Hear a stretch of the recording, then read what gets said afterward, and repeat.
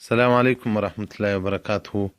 محترمین ورونو، په جاز کې لمونځ کول او په ریل ګاډي کې لمونځ کول او په موټر کې لمونځ کول، دې ته به لږ بیان ورکړو چې د محترمینو ورونو ډېر ضرورت ورته پېښېږي.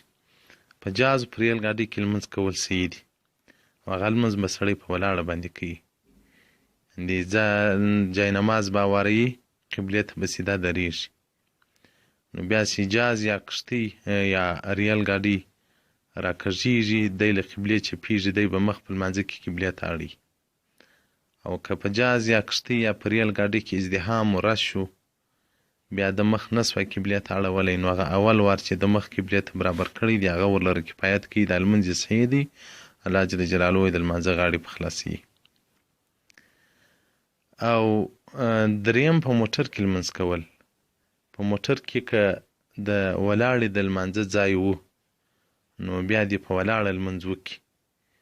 لکه دا د اوس زمانې موټران چې هغه کې د ولاړې ځای نه وي، نو بیا دې په سیټ کې په ناستې لمونځ وکړي چې هر ځای ولاړې شي، وس و اعاده د لمانځه دې راوګرځوي.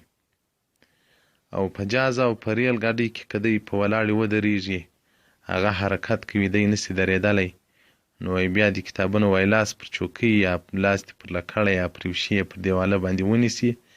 هغه قیام په ولاړه په لمانځه کې فرض ده، خو دا لاسونه تر نامه لاندې نیول دا سنت دي.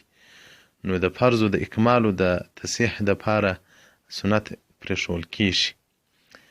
نو که په جاز کې سړی وي باید لمونځ وکړي، او که په ریل ګاډۍ کې د لمانځه ټیم راسي باید سړی لمونځ وکړي. هغه قبلې ته سیده ودرېږي په ریل ګاډۍ په جاز کې. که ریل ګاډۍ و جاز کږېدل، نو دی دې په لمانځه کې بس ځان کږوي، په لمانځه کې د راګرځي، قبلې ته دې مخ برابروي. فقها د دې مثال د په کښتۍ باندې کړی دی چې که په هغه کښتۍ په دریاب کې روانه وي، نو سړی لمونځ په ولاړې به لمونځ کې کوي. که کښتۍ حرکت درلودي، بیا دې وایي پر دیواله د کښتۍ یا یو په لاس کې دې لکړه ونیسي، یا دې پر یو سیټ یو شي باندې تکیه وکړي. نو ولاړه فرض ده. او دغه رنګه جاز او کښتۍ او د ریل ګاډۍ د ټولو یو حکم دی.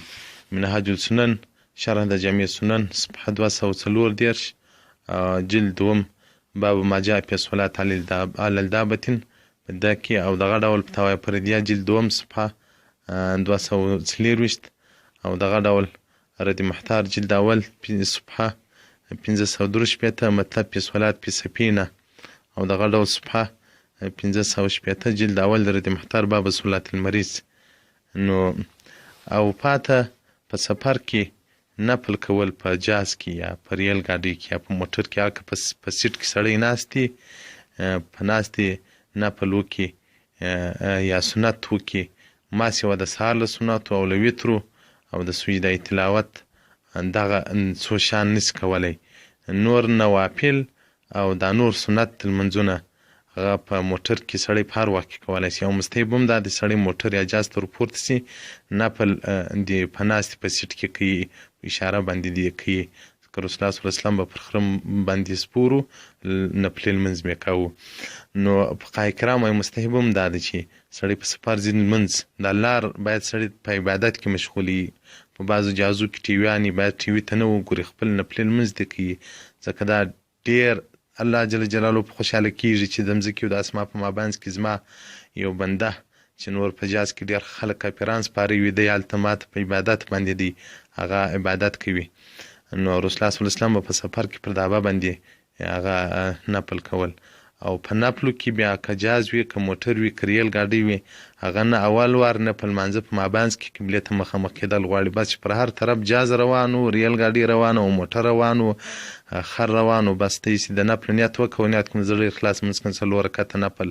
نو دا چې سړی مسافر وي، یعنې له ښاره وتلی د سفر په حالت کې وي، او هغه مسافه د قصر وي، نو دغه نفل ورله مستحب دي. نو الله دې وکړي چې رد محتار جلد اول صفحه 514 مطلب فی الصلاة علی الدابة، الله دې وکړي چې زموږ تجاران ورونه، زموږ مسافر ورونه په جاز کې ټیوي ته نه وګوري، باجانو ته نه وګوري، د جاز عمله کې چې ښځې ګرځي هغو ته نه وګوري، ځکه دا ډېر د خطر سفر دی.